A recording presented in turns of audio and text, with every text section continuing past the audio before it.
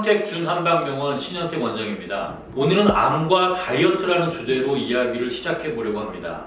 일부 암 환우분들에게는 무슨 다이어트야 하시면서 좀 생뚱맞은 주제라고 생각하실 수도 있겠지만요. 상당수의 암 환우분들에게 다이어트는 하나의 큰 이슈가 되고 있는 것이 사실입니다. 이유는 바로 비만한 상태에서는 체내 염증이 쉽게 생기고 염증이 악화되는 것과 연결이 될 수 있고요. 이것은 결국 암의 재발과 전이와 아주 밀접한 관련이 있기 때문입니다.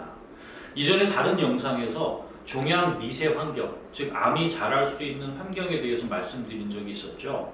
한마디로 요약한다면 종양 미세 환경은 바로 염증성 환경이라고 할 수 있는데요.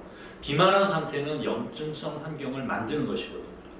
또 암 이외에도 여러 가지 건강상의 위험 요인으로 작용할 수 있기 때문에 암 환우분들은 더더욱 다이어트에 대해서 신경을 쓰지 않으면 안 되시는 겁니다. 자, 그럼 어느 정도 비만하면 문제가 되는 걸까요? 여러 연구들에서 가장 흔하게 기준으로 삼고 있는 것은 BMI, 즉 체질량 지수인데요. 체중을 신장의 제곱으로 나눈 수치를 말합니다. 이때 신장은 센티미터 단위가 아니라 미터 단위를 사용하게 됩니다. 자, 예를 들어서 설명드리면요. 키가 170cm이고 체중이 70kg인 분이라면 70 나누기 1.7의 제곱 계산해보면 24.221453287 이렇게 나가는데요. 서양 사람들과 다르게 한국인들의 경우는 체질량 지수가 25를 초과하면 체중을 감량할 것을 권유하고 있습니다. 키가 170인데 70kg을 초과했다. 그러면 다이어트를 생각해 봐야 한다는 거죠. 체질량 지수 이외에도 체성분 검사를 이용해서 조금 더 정확하게 비만도를 측정할 수도 있는데요. 제가 한번 검사한 거를 결과지를 갖고 와봤습니다. 자, 여기 보시면 자, 이 선을 긋은 것이 정상 범위의 상한선입니다. 이분 검사 결과를 보면 오른쪽으로 체중, 또 체지방의 양, 복부 비만도라든지 이런 것들이 다 초과가 돼 있죠. 이런 상태, 즉 체지방률이 정상 범위를 넘고 있다면 체중 조절이 반드시 필요하다고 할 수 있는 거죠. 자, 비만도가 높아지는 것이 진짜 암 발생과 관련이 있는 거 맞아? 하고 궁금해하실 것 같은데요. 이 내용에 대한 명확한 정리가 있어서 소개를 드리려고 합니다.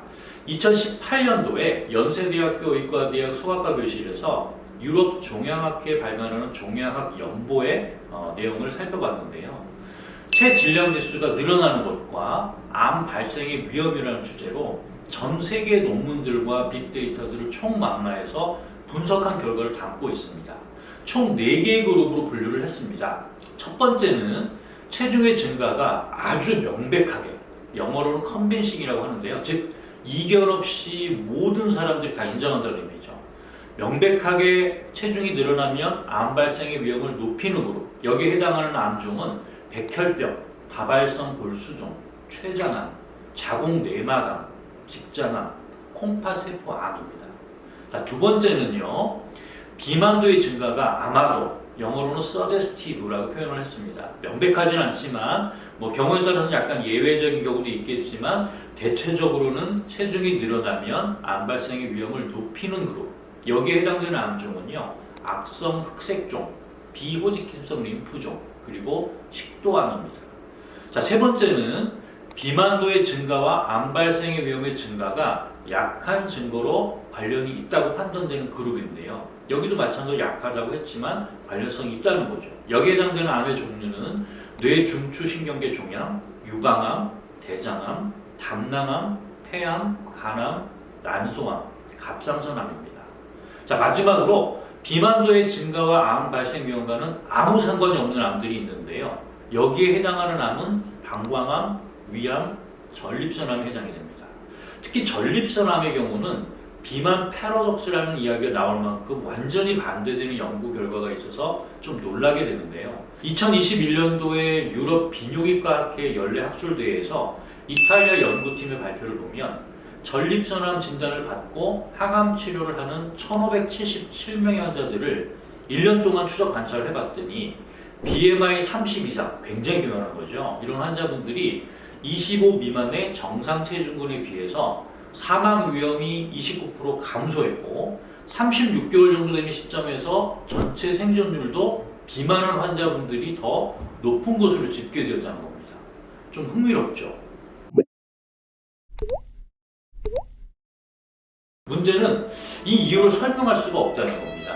비만한 사람들이 상대적으로 항암 치료를 더 잘 견딜 수 있어서 그런 것이 아닐까 하고 추측을 해보긴 하지만 명확한 이유를 찾을 수는 없었다고 합니다.